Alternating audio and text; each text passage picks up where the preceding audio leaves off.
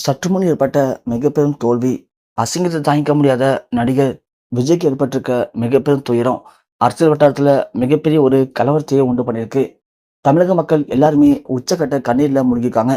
தமிழக மக்கள் இதை யாருமே எதிர்பார்க்கவே இல்ல. தமிழ் சினிமாவுடைய மிக முக்கியமான நடிகரா இருந்த விஜய் அவர்கள், தமிழக வெற்றி கழகம் அப்படிங்கிற ஒரு கட்சி ஆரம்பிச்சு, அதன் மூலியமா தமிழ்நாடு முழுக்க தனிச்சு போட்டியிடுறதா 3 வருடத்துக்கு முன்னாடியே அறிவிச்சாரு.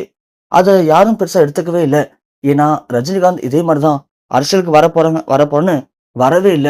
அது மாரி தான் விஜய் சொல்றாருன்னு நெனச்சாங்க. ஆனா, விஜய் டக்குன்னு தன்னுடைய பட வாய்ப்புகள் எல்லாத்தையும் நிறுத்தி வச்சுட்டு அரசியல்ல களமிறங்குனாரு. தமிழக வெற்றி கழகம் அப்படின்னு கட்சிய நிறுவி, அது மூலியமா மக்களுக்கு நல்லது பண்ண போறேன் அப்படின்னு தமிழ்நாடு முழுக்க தனக்குன்னு வேட்பாளர்கள், அதே மாரி நிர்வாகிகள நிறுவினாரு. தேர்தலையும் போட்டியிட்டாரு. கண்டிப்பா விஜய் ஜெயிச்சுருவாரு அப்படின்னு பல பேர் அவருக்கு ஆதரவு அளிச்சாங்க. அதனாலேயே விஜய்க்கு இந்த ஹைப்பு பயங்கரமா ஏறுனுச்சு. ஆனா, அவங்க குடும்பத்தினர்கள் மட்டும் விஜய் மேல நம்பிக்கை வைக்கல. ஏன்னா, விஜய்கிட்ட இருக்கிற ஒரே கெட்ட பழக்கம், அவர் நினைச்சத சாதிக்கணும். அப்படி அவர் நினைச்சத சாதிக்க முடியல அப்படின்னா, அத விஜயால தாங்கிக்க முடியாது, ஏத்துக்க முடியாது. விஜய் பயங்கரமா ஃபீல் பண்ணுவார்ன்னு ஆரம்பத்திலே தடுத்து நிப்பாட்டினாங்க. ஆனா, விஜய் யாருடைய பேச்சையும் கேட்கல. அதனாலேயே அவருடைய மனைவி, மகன்னு எல்லாரும் விஜய விட்டு ஒதுங்கி போயிட்டாங்க. அவங்க அம்மா, அப்பாவே அவர விட்டு ஒதுங்கிட்டாங்க. வேற வழி இல்லாம தன் மகனுடைய வாழ்க்கைக்காக அவரு கூடவே இருக்காங்க. விஜயும் அதே மாரி போட்டியிட்டாரு. விஜய்க்கு கண்டிப்பா வெற்றி கிடைக்கும் அப்படின்னு சில பேர் கருத்து கணிப்பு சொன்னாங்க. ஆனா சில பேரு விஜய் போற இடத்துக்குலாம் கூட்டம் வருதுன்னா, அவரு ஒரு சினிமா நடிகர். சினிமா நடிகர் யார் எங்க போனாலும் கண்டிப்பா கூட்டம் வரும். ஆனா அதெல்லாம் ஓட்டா மாறாது.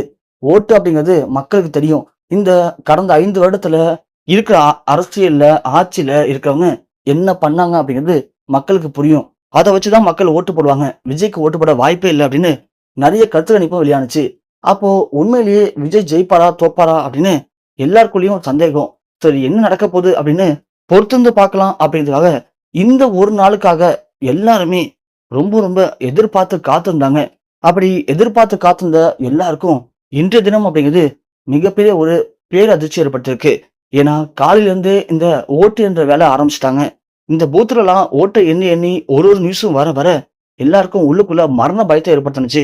விஜய் ஜெயிப்பாரு, விஜய் ஜெயிப்பாருன்னு எல்லாரும் ஆசையா எதிர்பார்த்து காத்திருந்தோம். ஆனா விஜயே இத எதிர்பார்க்கவே இல்ல. அவங்க எதிர்பார்த்தது ஒண்ணு, கடைசியில வந்த ரிசல்ட் ஒண்ணு. அந்த ரிசல்ட்ட நடிகர் விஜயால சுத்தமா ஏத்துக்கவே முடியல. தாங்கிக்க முடியாம பயங்கர ஒரு மன உளைச்சல்ல உள்ளாயிட்டாரு.